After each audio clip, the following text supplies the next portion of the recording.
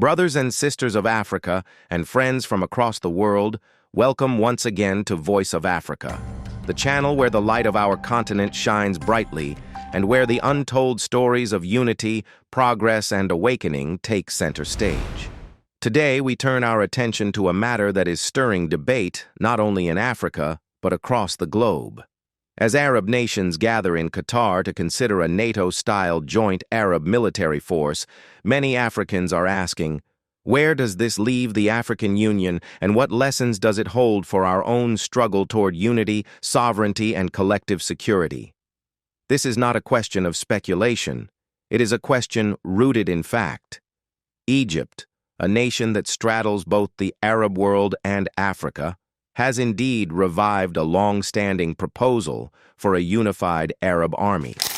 Reports from international media confirm that Cairo is rallying Arab League members around a bold plan to create a military structure modeled after NATO, one that pledges collective defense. An attack on one Arab nation will be treated as an attack on all. It is a vision of strength, solidarity, and protection that many Arab governments feel is long overdue, especially in the face of regional instability. For Africans, however, the news has landed with mixed feelings. On one hand, it is a reminder of what is possible when nations put aside their differences and commit to defending one another. On the other hand, it raises fears of division inside the African Union. If Egypt pours its energy into an Arab army, will its commitment to continental projects fade? And if Arab states with strong ties to Africa consolidate their security under a different banner, will the African Union weaken further? To answer these questions, we must look honestly at where Africa stands today.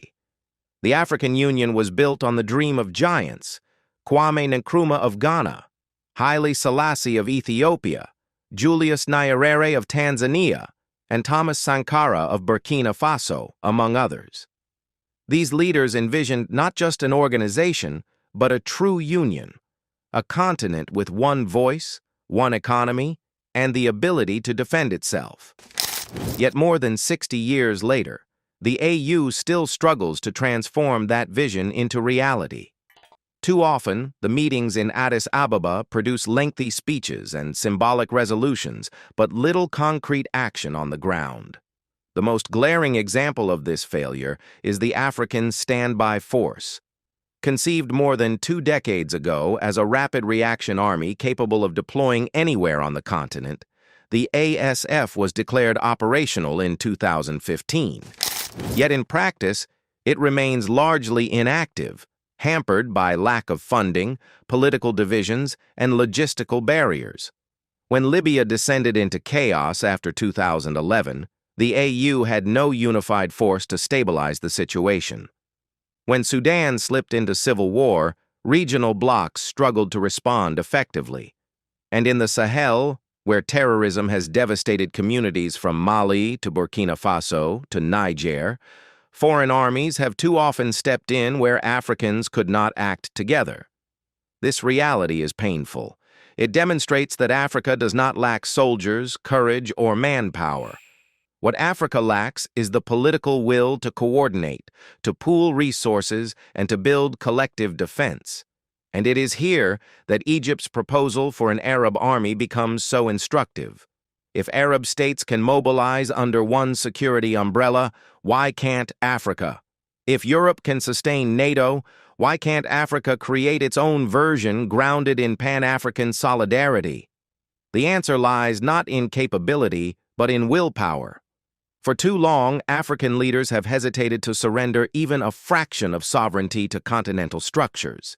They fear that binding military commitments will weaken their national control. They worry about finances, logistics, and political differences. But while they hesitate, the continent continues to bleed.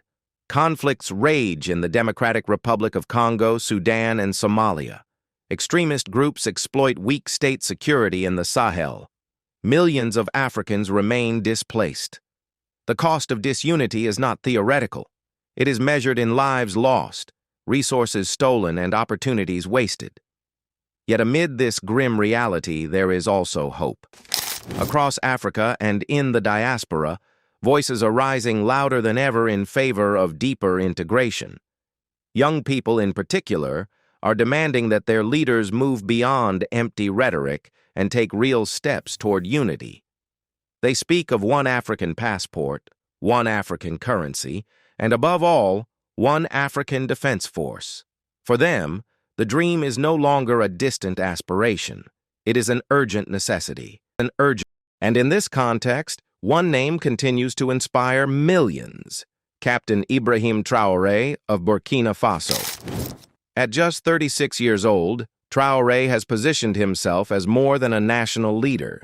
He has become a symbol of Pan-African revival. His policies in Burkina Faso have focused on reclaiming sovereignty, reducing dependence on foreign military forces, and empowering youth to take responsibility for rebuilding their nation. He has spoken openly about the choice before Africa: unite and rise, or remain divided and perish. For many, his voice echoes the spirit of Sankara, Lumumba, and Nkrumah, leaders who dreamed boldly of a united continent. But let us be clear, Traoré alone cannot build a continental army. No single leader can. What he represents is the possibility of a new generation of African leadership, courageous, unapologetically Pan-African, and willing to act where others merely talk. If his message resonates across the continent, it may ignite the spark needed to transform popular demands into institutional change. At the same time, Africa already has a foundation on which to build. The African Continental Free Trade Area, launched in 2021, is the largest free trade agreement in the world by population. It has the potential to reshape African economies, create jobs, and reduce dependence on foreign markets. But economic integration cannot thrive without security. Borders must be protected, trade routes must be secure, and citizens must feel safe. Without peace and defense, prosperity is impossible. This is why the call for a united African army resonates so strongly. It is the missing pillar of true integration. Some argue that Africa should focus first on solving local conflicts before dreaming of continental defense. But the truth is, those local conflicts are precisely why collective action is needed. Terrorist groups, warlords, and external actors exploit weak states. No single country can defeat these challenges alone. Only by pooling strength. Nigeria's manpower, South Africa's technology, Algeria's firepower, Ethiopia's numbers, and the courage of smaller states like Burkina Faso, can Africa hope to defend itself. The global context also matters. Around the world, blocs are consolidating power. NATO remains the most powerful military alliance in the West.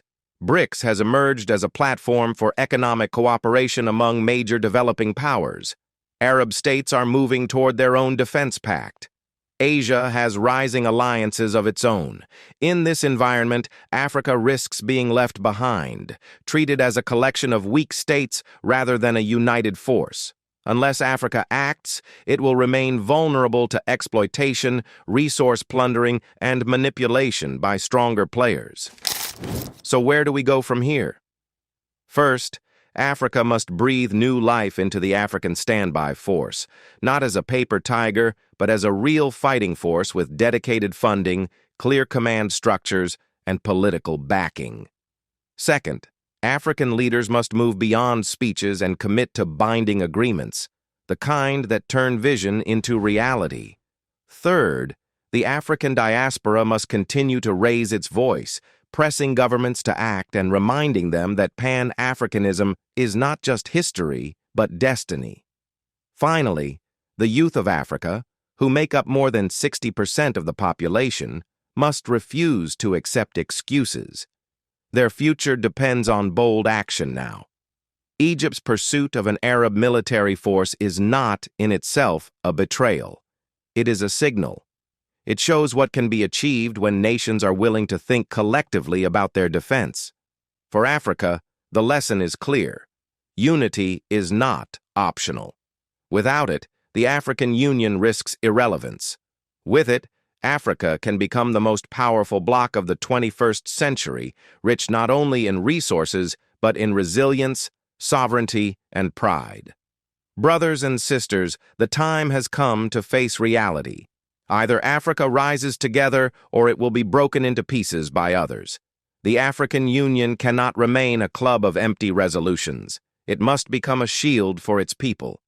Captain Ibrahim Traoré may be the face of this new awakening, but he is not its owner. The mission belongs to all of us, leaders, youth, diaspora, farmers, teachers, workers. An attack on one African nation must be treated as an attack on all. A cry for unity must be answered with action. The world is not waiting. Others are forming blocs, defending their interests and protecting their people. Africa must do the same. The dream of a united Africa, with one army, one voice, and one destiny, is within reach. But only if we choose to claim it. The choice is ours, and the time is now. And the time